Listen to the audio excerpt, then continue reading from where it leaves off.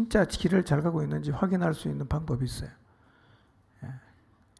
그게 디모데후서 4장 6절에서 8절에 보면 기록되어 있는데요. 그 얘기를 하기 전에 제가 지금 서론으로 이 말씀을 드리고 있습니다. 인생길을 잘 가고 있는가, 이걸 아는 것은 사실은 쉽지는 않습니다. 우선은 깊이 생각해 봐야 되고요.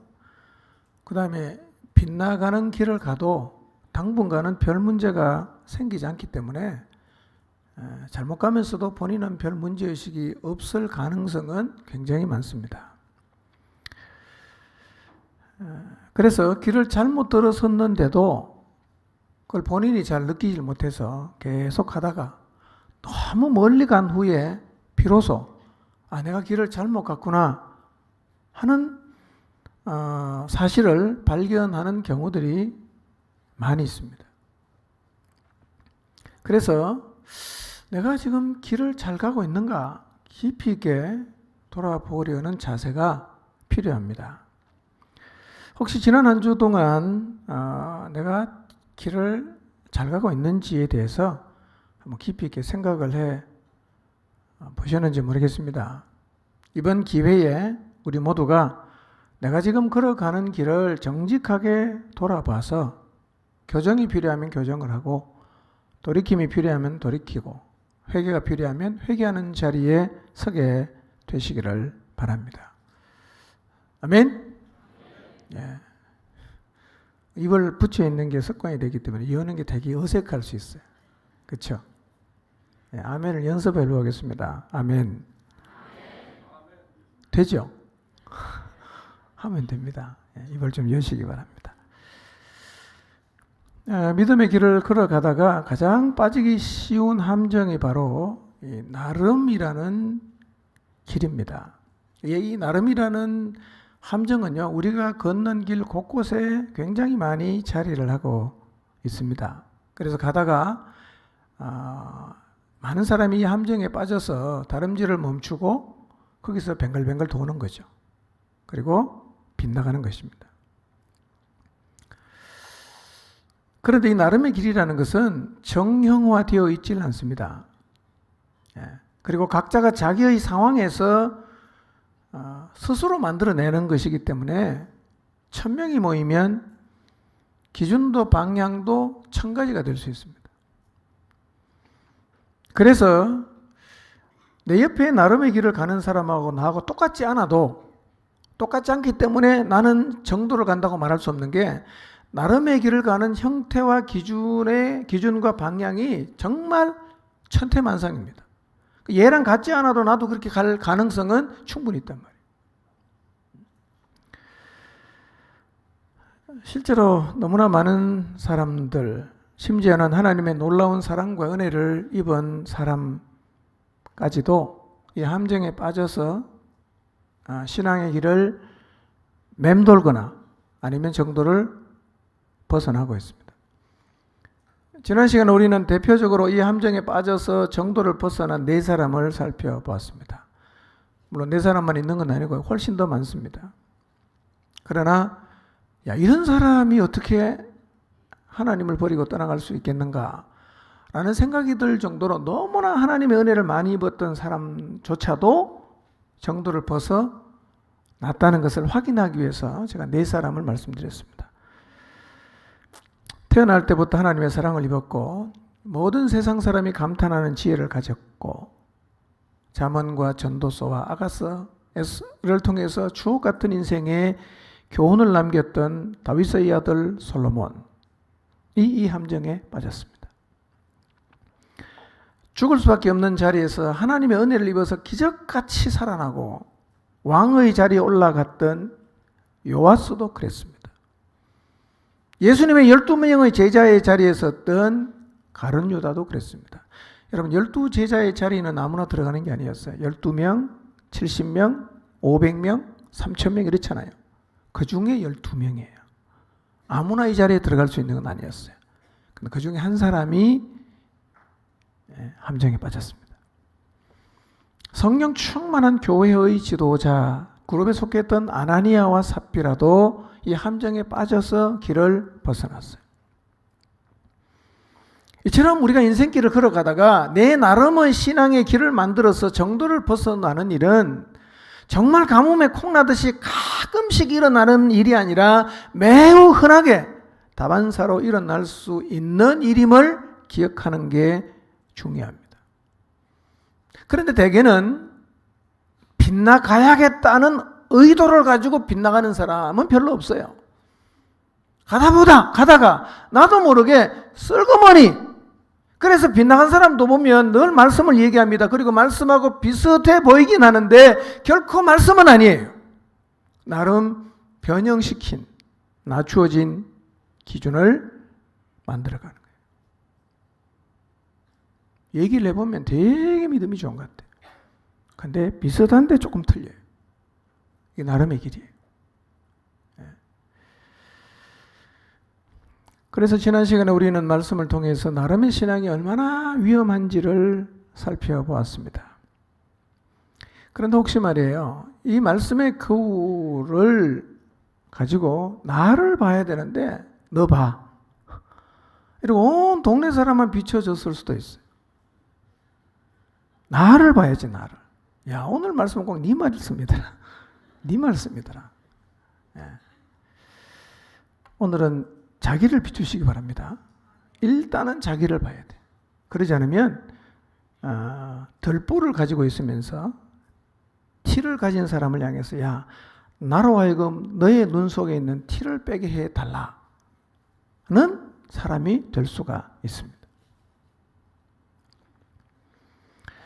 오늘은 나름의 신앙을 가질 때 나타나는 뚜렷한 두 가지 현상이 있는데요. 그 중에 한 가지를 먼저 살펴볼 것입니다.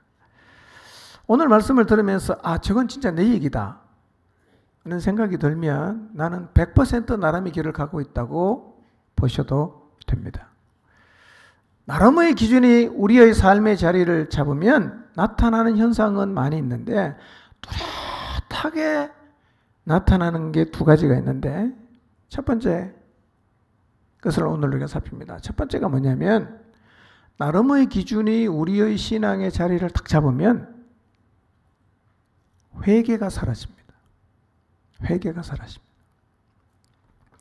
말씀의 절대 기준을 떠나고 하나님이신 말씀에 대한 경외감이 사라지고 오직 말씀에 순종해야 한다는 자세가 사라져서 나름의 기준을 갖게 되면 제일 먼저 우리의 삶에서 없어지는 게 뭐냐면 회개라는 겁니다. 왜냐하면요, 말씀이라는 기준이 살아있어야 이 기준에서 멀어진 나를 보면서 내가 잘못 가고 있네, 회개해야겠다라는 마음이 생기는데요, 이 기준을 내가 마음대로 조작을 해놓으면, 낮춰놓으면 아무리 봐도 내가 회개할 게 없는 거예요. 난 너무 완벽하다, 난 회개할 게 없다. 이건 이미 내가 정도를 벗어났다는 얘기입니다. 여러분 혹시 스스로 돌아보십시오. 지금까지 주님을 섬기면서 어느 순간부터 여러분의 삶에서 회개라는 단어가 사라져버리지 않았습니까? 난 열심히 하고 있다, 뭘 회개를 또 하냐. 그래서 아예 내 삶 속에서 회개라는 단어가 기억이 안 날 정도로 잊혀진 단어가 되었다면 나는 틀림없이 내가 만들어 놓은 기준을 가지고 내 나름의 길을 가고 있는 사람이라고 봐야 됩니다. 이스라엘 초대왕 사울이 그랬어요. 사울도 나름 순종한 사람입니다. 만약에 그가 말씀을 기준으로 삼았다고 하면 사무엘 선지자가 와서 자신이 지은 죄를 지적했을 때 내가 머리를 굴려서 하나님 말씀을 대충 순종했구나, 그걸 깨닫고 주님 앞에 나가서 회개를 했을 겁니다. 그래서 사무엘이 사울을 향해서 당신이 순종을 안 했다고 했을 때 하나님, 제가 잘못했습니다. 제가 재물에 눈이 멀었습니다. 믿음이 없는 저를 불쌍히 여겨주십시오. 이렇게 나와야 되는 거예요.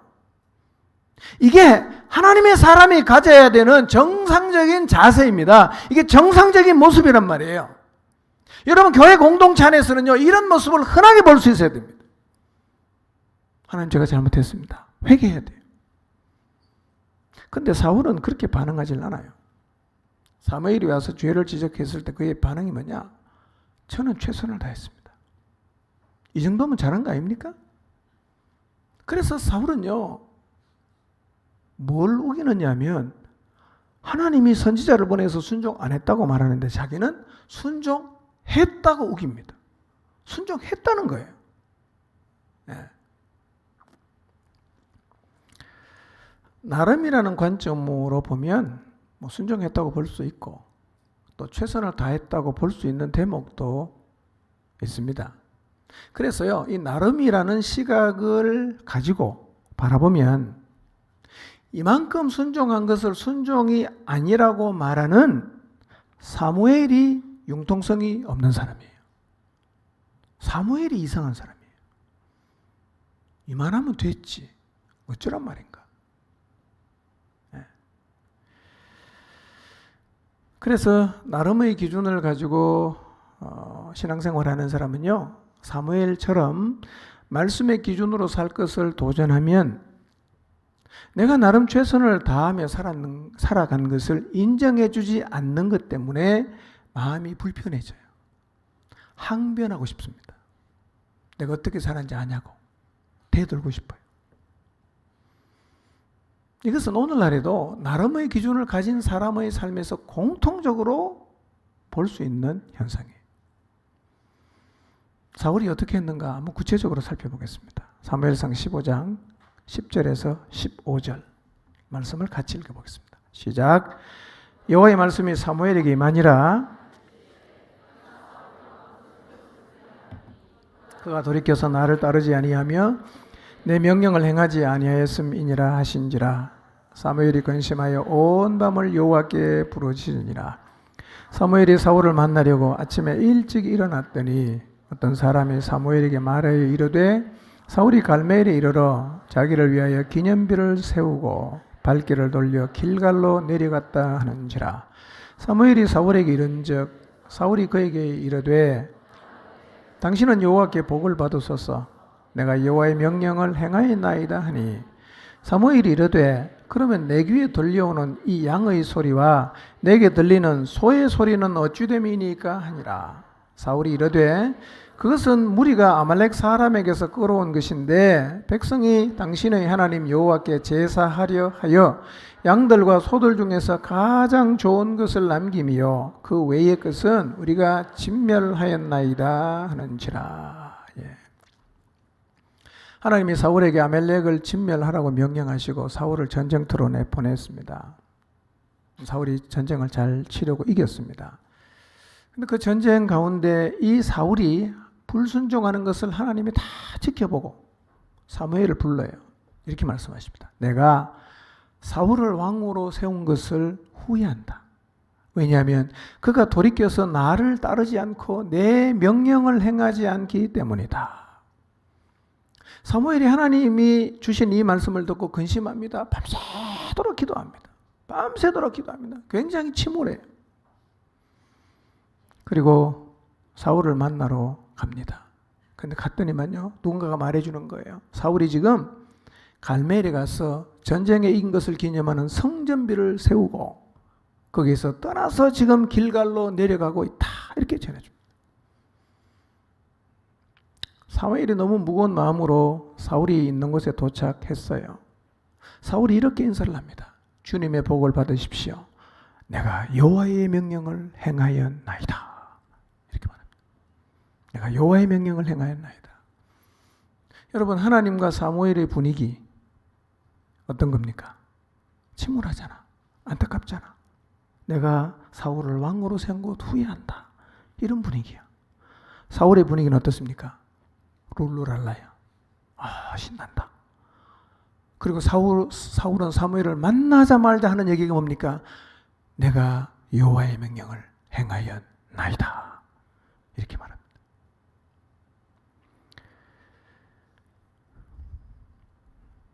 사울에게는 어둠이나 심각함은 전혀 찾아볼 수 없습니다. 너무 밝아요. 전쟁을 이겼거든요. 그래서 갈멜에 가서 성전비를 세우고 군인들과 함께 행진해서 내려가고 있습니다. 그가 사무엘을 만났을 때 첫 번째 한 말, 내가 여호와의 명령을 행하였나이다. 이렇게 말했습니다. 여러분, 사무엘의 인식과 사울이 갖고 있는 인식의 차이가 느껴지십니까? 이것이 하나님 말씀을 어겼을 때 말씀의 기준에 사는 사람과 자기 나름의 기준을 가지고 살아가는 사람들이 보이는 반응과 똑같은 거예요. 말씀의 기준을 갖고 사는 사람은 불순종하면 너무나 죄송하고 회개합니다. 그래서 회개하는 거예요. 근데 자기 나름의 기준을 사는 사람은 불순종해놓고도 말합니다. 내가 여호와의 명령을 행하였습니다. 이렇게 말한다는 거예요. 이것은 오늘날도 똑같이 일어납니다. 똑같이 일어납니다.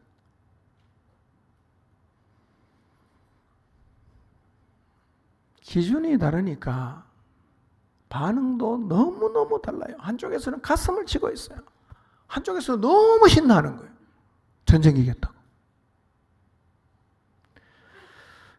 하도 문제의식이 없으니까 명령을 행했다고 하니까 할 말이 없잖아. 그래서 사무엘이 사울에게 묻습니다. 그러면 왕이요, 나의 귀에 들리는 이 양의 소리 그리고 소의 소리는 뭡니까? 저건 웬 소리입니까? 사울이 능청맞게 대답합니다. 네, 그건요 아말렉 사람에게 빼앗은 거예요. 우리 군인들이 하나님에게 제물로 바치려고 양떼와 소떼 중에서 가장 좋은 것만 남겨서 끌어왔습니다. 그것 때문에 걱정이 되시나 본데 걱정하지 마세요. 나머지는 제가 다 진멸했습니다. 하나님은 사울 보고 불순종했다 그러잖아.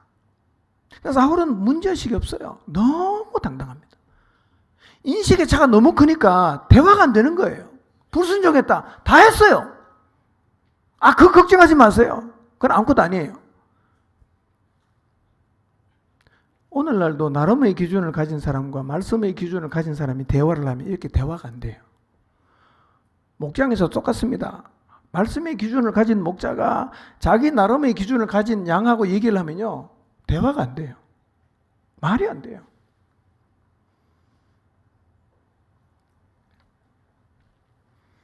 사울의 인식이 뭐냐? 저는 최선을 다했습니다. 하나님에게 들으려고 남긴 것 외에는 제가 다 진멸했습니다. 이 말하면 잘했지요? 이렇게 묻는 거예요.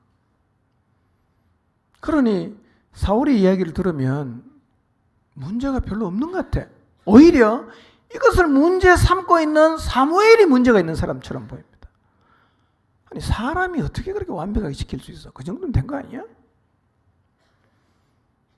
그런데 오늘날도 이 나름의 신앙을 가진 사람은 사울하고 거의 똑같은 태도를 보입니다. 거의 똑같은 태도. 그들은 말하죠. 나는 최선을 다했습니다. 문제 없습니다. 그래서 이런 인식을 가진 사람에게 계속 문제 있다고 말하면 대화가 안 되고 관계가 깨지기까지 합니다. 사울은 이렇게 생각하죠.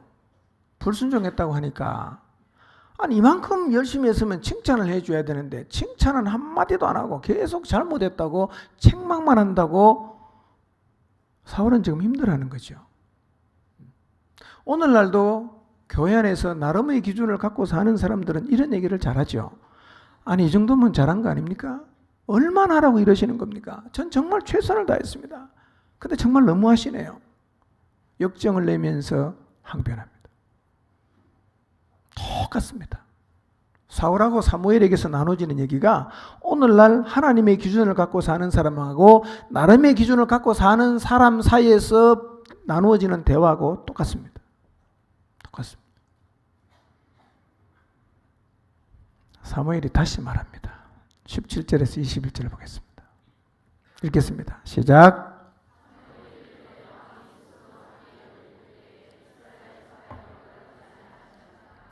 여호와께서 왕에게 기름을 부어 이스라엘을 또 여호와께서 왕을 길로 보내시며 이르시기를 가서 죄인 아말렉 사람을 진멸하되 다 없어지기까지 치라 하셨거늘 어찌하여 왕이 여호와의 목소리를 청종하지 아니하고 탈취하기에만 급하여 여호와께서 악하게 여기시는 일을 행하였나이까. 사울이 사무엘에게 이르되 나는 실로 여호와의 목소리를 청종하여 여호와께서 보내신 길로 가서 아말렉 아각을 끌어왔고 아말렉 사람을 진멸하였으나 다만 백성이 그 마땅히 멸할 것 중에서 가장 좋은 것으로 길갈에서 당신의 하나님 여호와께 제사하려고 양과 소를 끌어왔나이다 하는지라 그랬습니다. 사무엘이 사울을 책망합니다. 왕이 스스로를 하찮게 여기면서 지내던 그때 하나님이 기름을 부어서 이스라엘의 왕으로 세우셨습니다. 그래서 왕의 모든 지파의 어른이 되신 것이 아닙니까? 주님께서 왕을 전쟁터로 내보내시면서 저 못된 아말렉 사람을 진멸하고 그들을 진멸할 때까지 그들과 싸우라고 하셨습니다. 그런데 어찌하여 주님께 순종하지 아니하고 약탈하는 데만 마음을 쏟으면서 주님께서 보시는 앞에서 악한 일을 하셨습니까? 그래서 사무엘의 강조점이 뭐냐? 진멸입니다. 진멸하라고 했잖아요. 진멸하라고 했잖아요. 이걸 강조하는 거예요. 그런데 사울의 대답을 들어보세요. 똑같은 얘기 반복합니다. 아니 무슨 말씀을 하시는 겁니까? 나는 주님께 순종했습니다. 주님이 가라는 전쟁터로 갔어요. 아말렉 왕 아각도 잡아왔습니다. 아말렉 사람도 진멸했습니다. 근데 다만 우리 군인들이 전리품 가운데서 양떼와 소떼는 죽이지 않고 길갈로 끌어왔는데 이유는 당신이 섬기시는 하나님께 제물로 바치려고 그 짐승 중에서 제일 좋은 거 몇 마리 골라왔을 뿐입니다. 이게 뭐가 문제가 된다고 자꾸 이러십니까? 몇 번을 말해야 알아듣겠습니까? 하나님 말씀에 순종해서 목숨 걸고 나가 전쟁했고 하나님이 하나님 대로 다 하고 왔는데 칭찬은 못할 전쟁 도대체 제게 왜 이러시는 겁니까? 이게 사울의 심정이에요. 사울이 하고 싶은 말이에요. 여러분 우리에게서 이런 대화가 나누어지면 안 돼요. 여러분 혹시 사울처럼 계속 얘기하고 있지 않습니까? 사울처럼? 나 다 했어요. 나 순종했어요. 이만큼 했는데 뭘 어떡하란 말입니까? 누가 한 얘기냐면 이게 사울이 한 얘기예요. 오늘날 교회에는 이런 얘기가 너무 많이 들리지 않습니까? 했대요. 어떻게 했냐? 하나님 말씀대로 한 건 아니야. 자기 나름대로 한 거지. 나름대로 했는데 하나님은 사울이 순종했다고 합니까? 순종 안 했다고 말합니까? 순종 안 했다 그랬잖아. 하나님이 순종 안 했다고 하면 회개를 해야지요. 끝까지 했다고 우기면 되겠어요? 여러분 본문을 잘 읽어보세요. 사울은 끝까지 순종했다고 말합니다. 나 순종했어요. 이렇게 말합니다.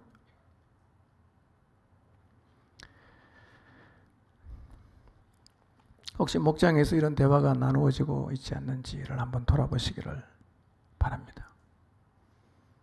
나도 혹시 사울처럼 내 나름대로 최선을 다해 가고 있는데 그건 인정 안 해주고 자꾸만 혼을 낸다고 화를 내고 있는 것이 오늘 내 모습은 아닌지도 한번 돌아보시길 바랍니다.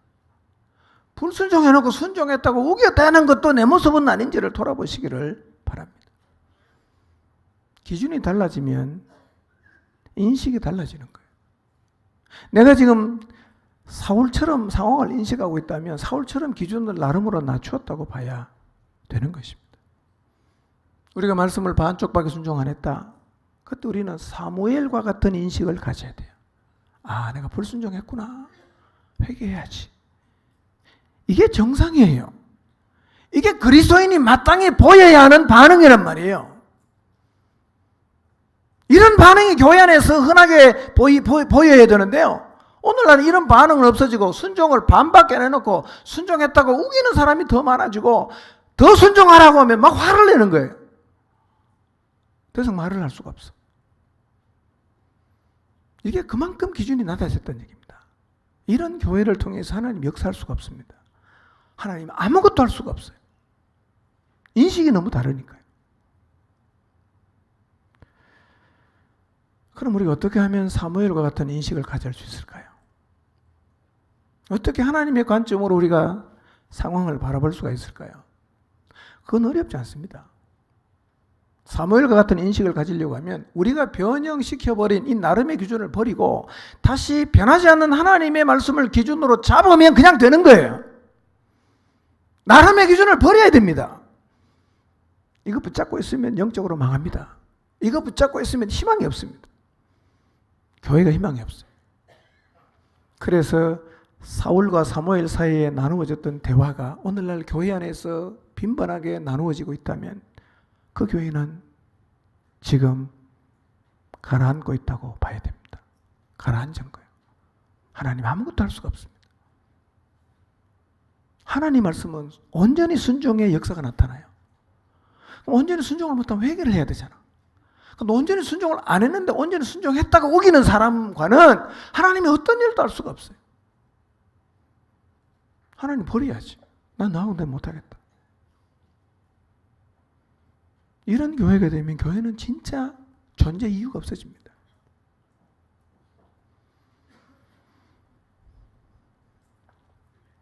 내 기준으로 가감하지 않은 순전한 하나님의 말씀 그 기준의 자리에 서야 합니다. 여러분 변명하지 마시고 핑계하지 마시고 회개를 해야 됩니다. 하나님 제가 잘못했습니다. 회개를 해야죠. 회개를 해야 영혼이 다시 살아나는 거예요. 회개를 해야 우리가 다시 희망을 가질 수가 있습니다. 그런데 사울을 보세요. 펄펄 뛰고 있습니다. 나 순종했다고 했는데 왜 그러시냐고. 자기가 굉장히 지금 억울해하고 있습니다.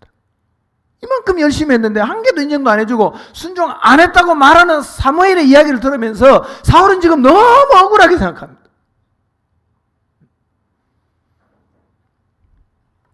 사무엘이 이런 사울에게 말합니다. 22절과 23절 읽겠습니다. 시작.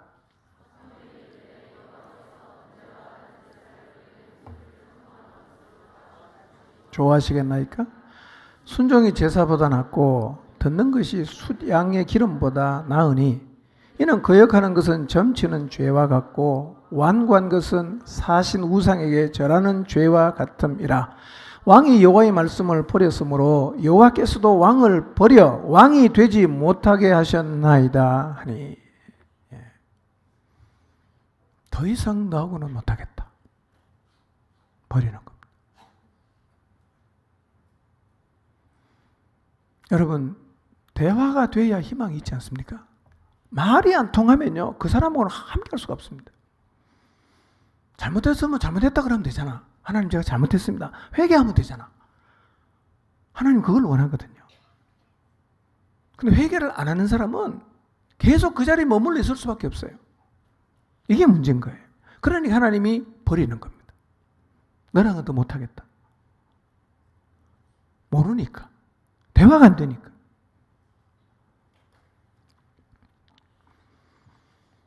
여러분 하나님은 제사보다 순종 좋아합니다.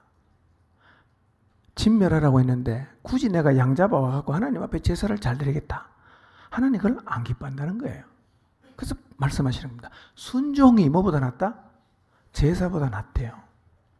불순종한 변명을 대고 불순종한 핑계를 대면서 어쩔 수 없다고 말하는 것보다 주님을 위해서 그랬겠다는 말은 하나님 보실 때 되게 웃기는 얘기입니다. 하나님 말씀하십니다. 야, 내가 말해줄게. 나는 순종하는 걸 제사보다 훨씬 좋아한단다.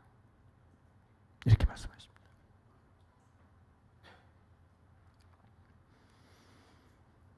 거역하는 것은 점을 치는 죄와 같고 고집을 부리는 것은 우상을 섬기는 죄와 같다.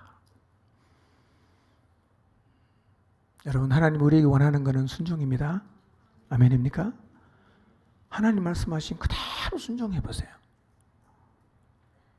우리 속에 나름의 기준을 가질 때 사단이 우리 안에 밀어넣는 생각이 뭐냐면 우리는 하나님 말씀대로 온전히 순종하며 살 수 없다. 거짓말입니다. 만약에 우리가 하나님 말씀에 온전히 순종하며 살 수 없다고 하면 하나님이 정말 나쁜 분이에요. 왜냐하면 순종할 수 없는 걸 순종하라고 요구를 하시는 분이니까. 근데 하나님이 순종하라고 말씀하시는 건 순종이 됩니까 안 됩니까? 된단 말이에요. 사단 우리에게 거짓말했어요. 하나님 말씀은 고지고대로 순종할 수 없다라는 거짓말을 우리 마음속에 밀어넣었어요. 따라합시다. 하나님 말씀은 순종할 수 있다. 100% 순종할 수 있다. 있으니까 하라고 하신 거예요. 있으니까 하라고 하신 거예요.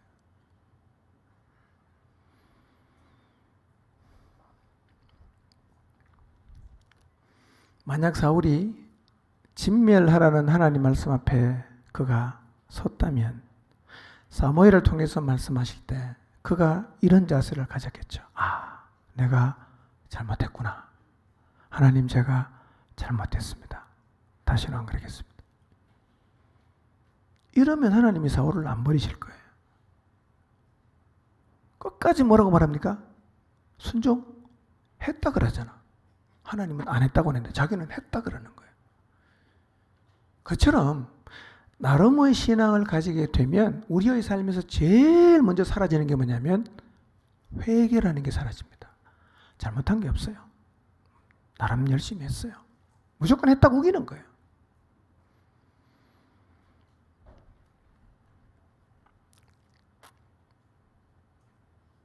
나름의 기준이 너무 형편이 없는 게 많아요.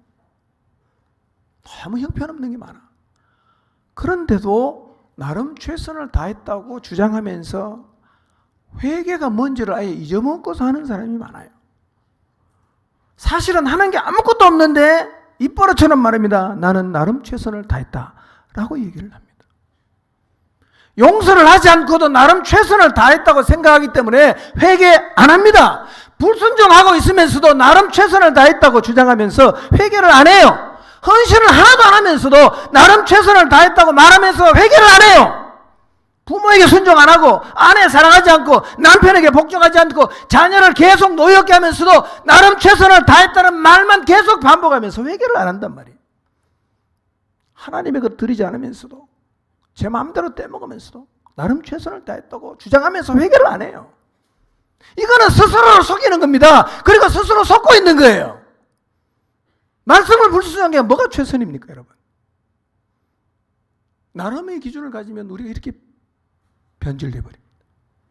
아무것도 안 해요. 나름 최선을 다했대요. 회개할 게 없는 거예요. 그럼 불순종에 회개해야 되는 거 아니에요? 하나님 말씀 무시하면 회개해야 되는 거 아닙니까? 회개를 해야죠. 이것은 영적으로 죽은 거예요. 죽은 겁니다. 정확하게 4대 교회의 모습이에요. 살았다고 하는 이름은 가졌는데 죽었어요. 왜? 하나님 말씀 앞에 온전하게 순종하는 게 하나도 없어. 다 자기 나름대로 하는 겁니다. 말씀이 기준이 되는 자리에 서야 합니다. 그 자리에 서면 뭐가 살아나느냐면 회개라는 게 살아나는 거예요. 말씀 앞에 서니까 내가 불순종한 게 보여. 뭘 합니까? 회개를 하잖아. 그래서 말씀 앞에 서는 사람은 결국은 말씀을 안 벗어나게 되어 있습니다. 잘못하면 회개를 하니까. 여러분, 회개가 사라졌다는 게 얼마나 심각한지를 깨달아야 됩니다. 내 삶에서 회개가 사라졌다. 이건 매우 심각한 거예요. 여러분, 하나님 앞에서 하나님 제가 잘못했습니다라고 회개한 내가 언제였는지 한번 돌아보십시오. 혹시 하나님 말씀을 불순종하고서도 나름 최선을 다했다고, 그리고 나는 순종했다고 큰소리 친 사울처럼 룰루랄라 노래 부르면서 그렇게 살아가고 있지 않습니까?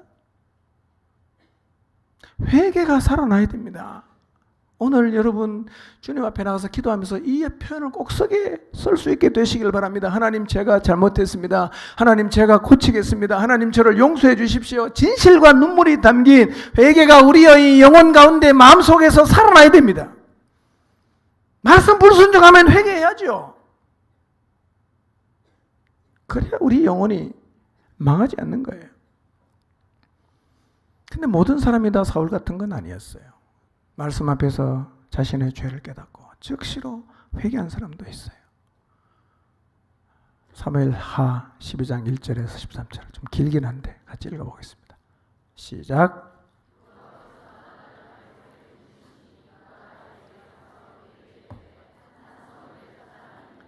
한 사람은 부하고 한 사람은 가난하니 그 부한 사람은 양과 소가 심이 많으나 가난한 사람은 아무것도 없고 자기가 사쓰기로는 작은 암양 새끼 한 마리뿐이라. 그 암양 새끼는 그와 그의 자식과 함께 자라며 그가 먹는 것을 먹으며 그의 잔으로 마시며 그의 품에 누움으로 그에게는 딸처럼 되었거늘 어떤 행인이 그 부자에게 오매 부자가 자기에게 온 행인을 위하여 자기의 양과 소를 아껴 잡지 아니하고 가난한 사람의 양세개를 빼앗아다가 자기에게 온 사람을 위하여 잡았나이다 하니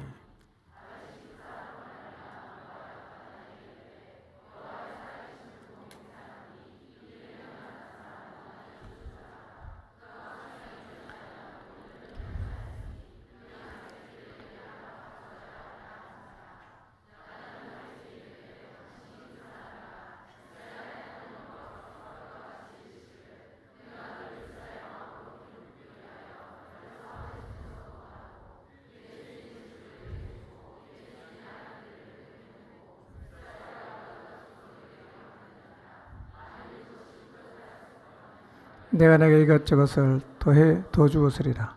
그런데 어찌하여 내가 여호와의 말씀을 업신여기고 나보기에 악을 행하였느냐. 내가 칼로 헷 사람 우리아를 치우되 암몬 자손의 칼로 죽이고 그의 아내를 빼앗아 내 아내로 삼았도다.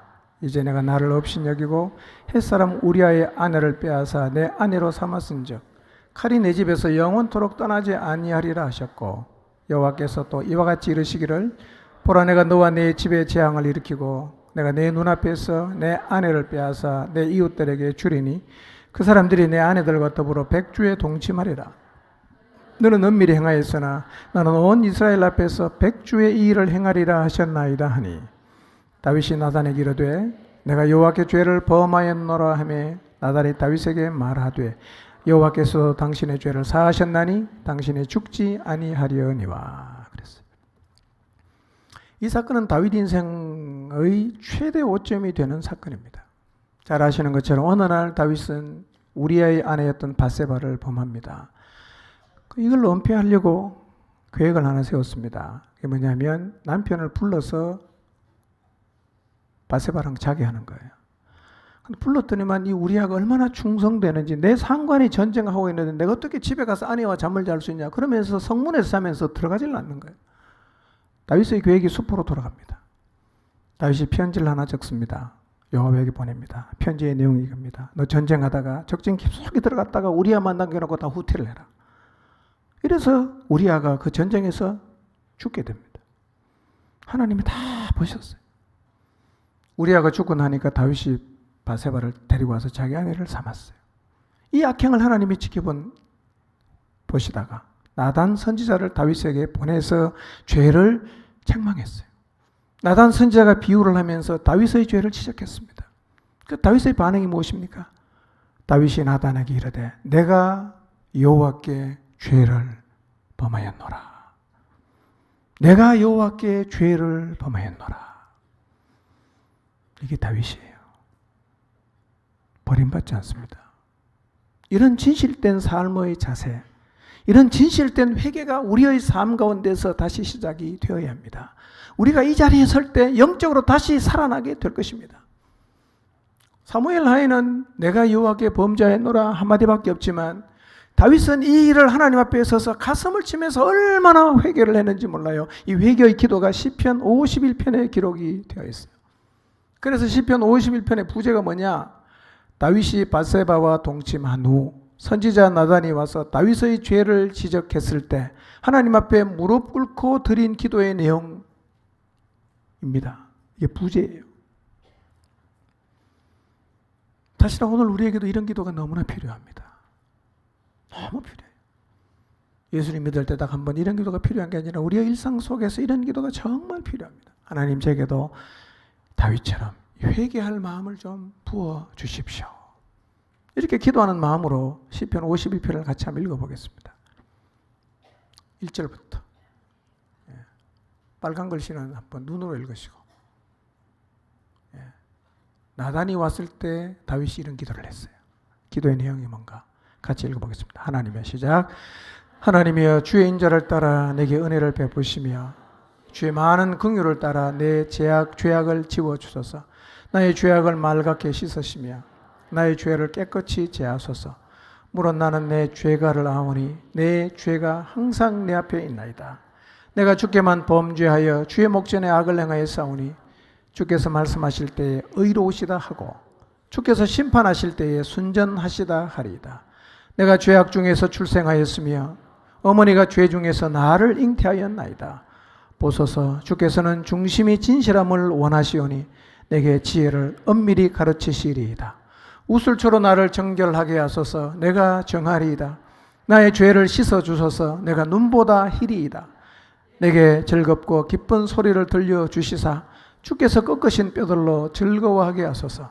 주의 얼굴을 내 죄에서 돌이키시고 내 모든 죄악을 지워주소서. 하나님이여, 내 속에 정한 마음을 창조하시고 내 안에 정직한 영을 새롭게 하소서. 나를 주 앞에서 쫓아내지 마시며 주의 성령을 내게서 거두지 마소서. 주의 구원의 즐거움을 내게 회복시켜 주시고 자원하는 심령을 주사 나를 붙드소서. 그리하면 내가 범죄자에게 주의 도를 가르치리니 죄인들이 주께 돌아오리이다. 하나님이여, 나의 구원의 하나님이여, 피 흘린 죄에서 나를 건지소서. 내 혀가 주의 의를 높이 노래하리이다. 주여, 내 입술을 열어주소서. 내 입이 주를 찬송하여 전파하리이다. 주께서는 제사를 기뻐하지 아니하시나니 그렇지 아니하면 내가 드렸을 것이라. 주는 번제를 기뻐하지 아니하시나이다. 하나님께서 구하시는 제사는 상한 심령이라. 하나님, 상하고 통회하는 마음을 주께서 멸시하지 아니하시리이다. 주의 언택으로 시온에 선을 행하시고 예루살렘 성을 쌓으소서. 그때 주께서 의로운 제사와 번제와 온전한 번제를 기뻐하시리니 그때 그들이 수소를 주의 제단에 드리리이다. 아멘. 이 시 속에서 다윗은요, 자기가 죄를 지었다는 표현을 반복해서 하고 있습니다.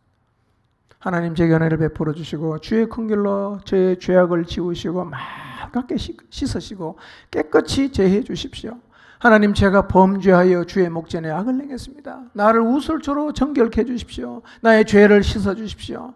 주의 얼굴을 내 죄에서 돌이키시고 내 모든 죄악을 지워 주십시오. 하나님, 제 안에 정한 마음을 주십시오. 그리고 정직한 영으로 저를 새롭게 해 주십시오. 다윗은 철저하게 자신의 죄를 인정하고 그 죄의 용서를 주님 앞에 간구하고 있습니다. 다윗이 두려워합니다. 뭘 두려워하느냐? 하나님에게서 멀어지는 거예요. 하나님에게서 버림받는 것입니다. 구원의 즐거움을 잃어버리는 것, 다윗은 너무 두려워합니다. 그래서 주님 앞에 나가서 죄를 인정합니다. 용서와 회복을 간구하며 주님 앞에 회개하는 거예요. 오늘 우리가 주님 앞에서 이런 모습을 가져야 합니다. 이래야 우리 영혼이 침체에 빠지지 않을 수가 있어요.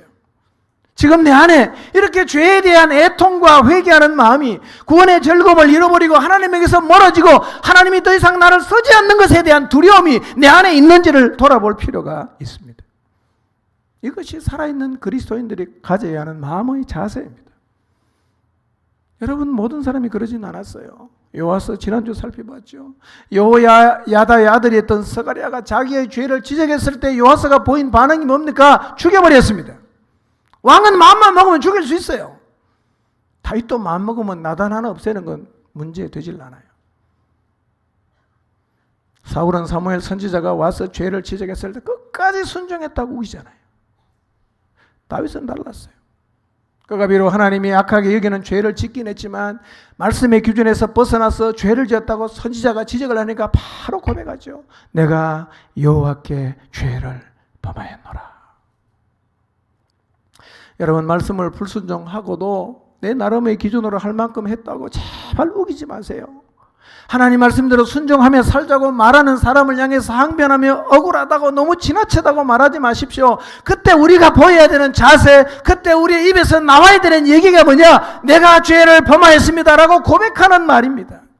이런 회개가 우리 안에 시작이 될 때 우리 영혼이 다시 살아나게 될 것입니다. 말씀의 기준에 다시 삽시다. 우리 모두의 삶 속에서 회개가 살아나게 합시다.